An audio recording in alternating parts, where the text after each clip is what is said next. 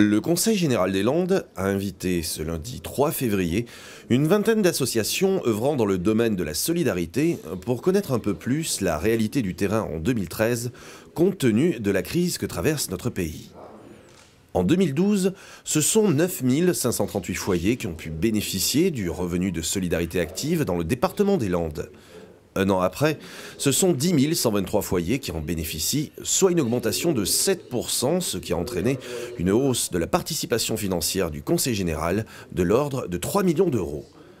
Par ailleurs, l'aide globale versée à ces associations caritatives est en hausse avec 125 000 euros de plus en 2014 pour un total de 430 000 euros, soit une progression de 41%, comme nous le rappelle Henri Emmanuelli.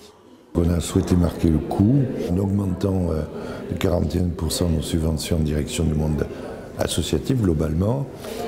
Et moi je tenais à réunir les associations qui mettent en œuvre 3500 bénévoles dans ce département et qui s'occupent de 5000 familles pour le travail qu'elles font. C'est un travail à la fois matériel, alimentation, vêtements, mais c'est aussi un travail psychologique, de proximité, de resocialisation.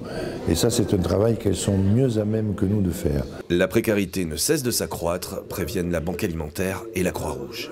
Depuis 2013, le constat, c'est d'abord une diminution des approvisionnements par rapport à la demande. On a à peu près 10% d'augmentation de demande et on ne peut en fournir que 7.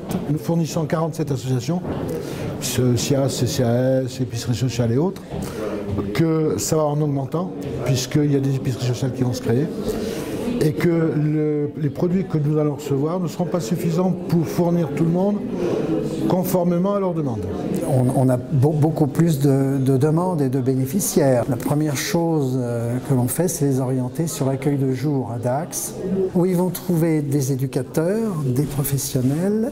Ils vont trouver aussi un accès à la santé, puisqu'il y a des permanences de soins qui se font, pour essayer de les remettre un petit peu en selle, au moins au niveau administratif. Afin de lutter contre la précarité, le département augmente donc son soutien auprès des plus démunis, conjugué avec le travail sur le terrain de toutes ces associations caritatives du département. 3 500 bénévoles qui chaque jour s'efforcent de faire reculer l'exclusion.